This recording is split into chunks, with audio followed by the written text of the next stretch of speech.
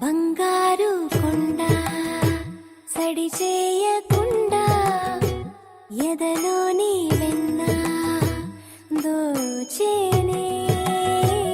ఏ చోటు లాగే దోబుచులాడి దరి చేరకుండా కాంచేనే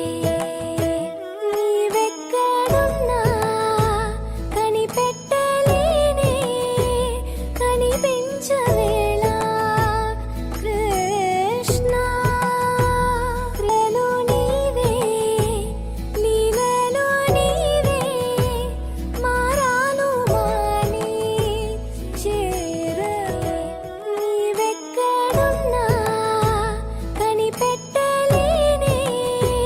కనిపించవే